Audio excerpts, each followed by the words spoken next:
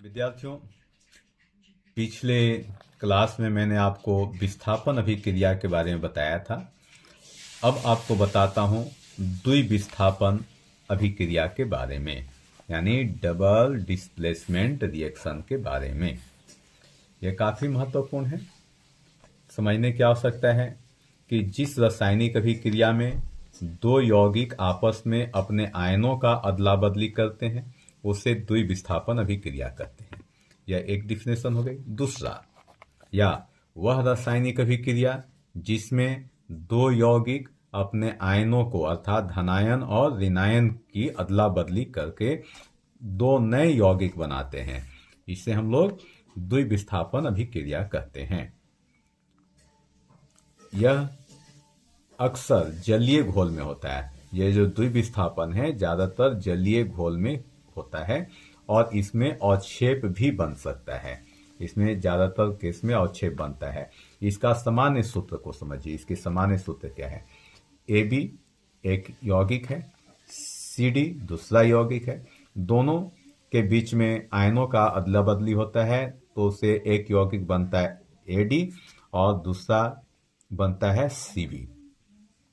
तो इस प्रकार से इसमें आयनों के अदला बदली होने से दो नए यौगिक का निर्माण होता है। इसके उदाहरण को समझिए। पहला उदाहरण है, जैसे देखिए BaCl2 का घोल लिया गया जो NaSO4 के घोल में डुबोया गया, मिलाया गया। तो आप देखेंगे इससे क्या बन रहा है? BaSO4 और NaCl, 2NaCl। यहाँ पर BaSO4 का सफेद अवक्षेप प्राप्त होता है, यानी PPT प्राप्त होता है, सफेद अवक्षेप प्राप्त होता है। इसी तरह से उदाहरण संख्या 2 को देखिए। यहाँ पर देखिए सिल्वर नाइट्रेट और सोडियम क्लोराइड के बीच अभिक्रिया है, तो इससे क्या बन रहा है?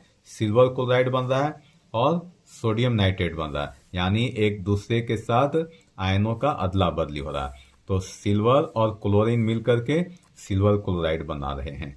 यहाँ पर भी अवक्षेप बनता है। अब उदाहरण संख्या 3 को समझिए।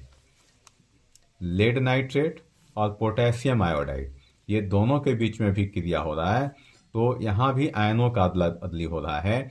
यहाँ पर देखिए लेड आयोडाइड बन जा रहा है और पोटेशियम नाइट्रेट बन रहा है। तो इस प्रकार से यहाँ पर भी आयनों का अदला बदली हुआ।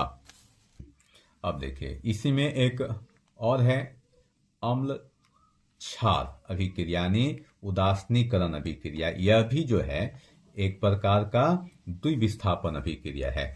जैसे आप देखें अम्ल लिए HCl हाइड्रोक्लोरिक एसिड और सोडियम हाइड्रोक्साइड क्षार, इन दोनों के बीच में जब अभिक्रिया होता है तो यहाँ पर क्या है? सोडियम के साथ क्लोरीन बना मिल जाता है और क्या बनता है? सोडियम क्लोराइड बना रहा है, ये भी एक्वस फॉर्म में।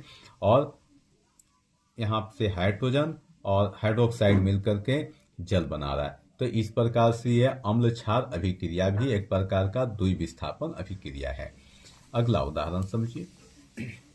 जैसे एल्यूमिनियम सल्फेट और अमोनियम हाइड्रोक्साइड, इन दोनों के बीच में जब अभिक्रिया कराई जा रही है तो यहाँ पर एल्यूमिनियम हाइड्रोक्साइड बन रहा है और साथ में अमोनियम सल्फेट बन रहा है। तो यहाँ पर एल्यूमिनियम हाइड्रोक्साइड का सफेद अवक्षेप प्राप्त हो रहा है, ये PPT बन रहा है।